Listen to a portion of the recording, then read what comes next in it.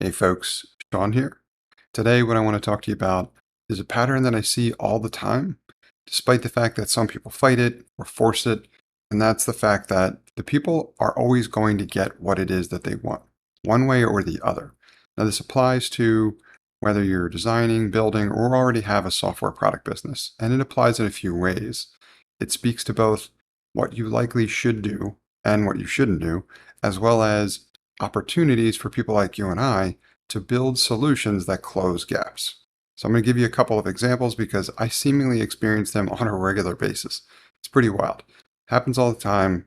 I identify it, and depending on your level of sensitivity on this scale, it may or may not be a wider issue. Oftentimes it is, and it is often for myself because it's something that I'm constantly looking out for.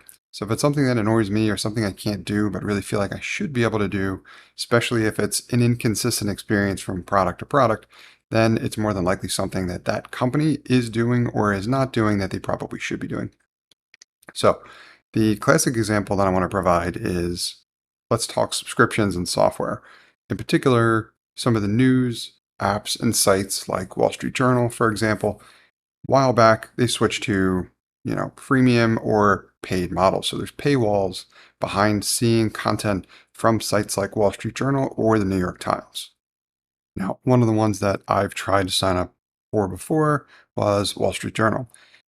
They have a bunch of teaser packages and rates and all that kind of stuff. I think what they're still tossing around is like sign up for $1 a week or something like that up to a year. And then at the end of that, it'll jump back up to their normal rate, which is considerably more expensive. It's not ridiculous, I would say, but it's considerably more expensive than that entry level rate. Now, the problem is that when your teaser time period expires and the rate jumps back up, if you want to cancel or be done with the subscription, you can't do so online. In almost all states, I think with the exception of California for different reasons, but almost every other state, I believe, does not have the ability to cancel an online subscription for Wall Street Journal. Now, this is because they want to make it significantly harder for you to cancel in a way to try to boost retention, I suppose. But it's really a bad way to do it. Like, it might be effective, but I think in the long run, more than likely it does more damage, or it pushes people to innovate in different ways, again, to close that gap. So they're actually creating the gap in this case. I have personal experience with this when I went to try to cancel, and I followed their workflow, which was you had to actually physically call someone. And I was calling them, speaking with them, was on hold for a longer period of time than expected. And it was a borderline combative conversation, which is, again, another bad idea. Plenty of companies have shown us why that's a horrible idea.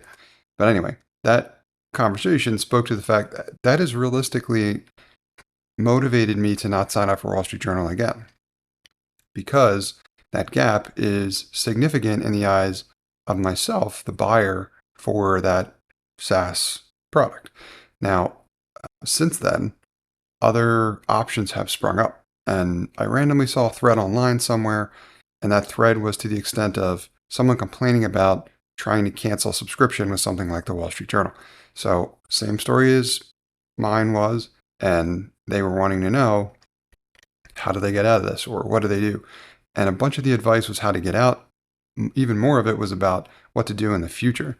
People were sharing things like using Apple Pay or Google Pay or something like that, signing up with a subscription around something that you have control of so that you can then cancel the subscription on your end and not need to bother messing with their workflow or calling them or anything like that, right? An effort to close the gap. In fact, found out about another service, which is one that I'm probably looking to review in even greater detail and probably going to use. I think it's called privacy.com, where you can essentially sign up for a virtual credit card, which is a really interesting concept. So you can sign up for, they have a free tier and they also have paid tiers, but you can sign up for their service, which gives you access to a number of virtual credit cards that you can use for purchases like this, whether they be one time or recurring or whatever. But either way, your account gives you the ability to essentially like kill any of these cards and stop any of these payments whenever you want, right? It closes the gap.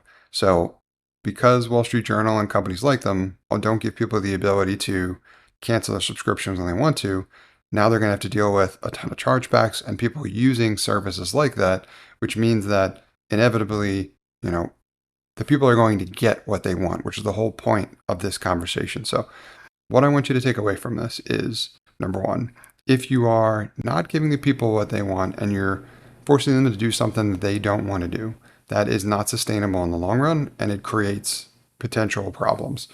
I'm sure Wall Street Journal is paying for that to at least a certain extent. They might not care about that much now, but I'm sure that is a continuing trend and it will continue to cost them more, which might inevitably just force their hand to offer this to everybody else like they probably should have in the beginning.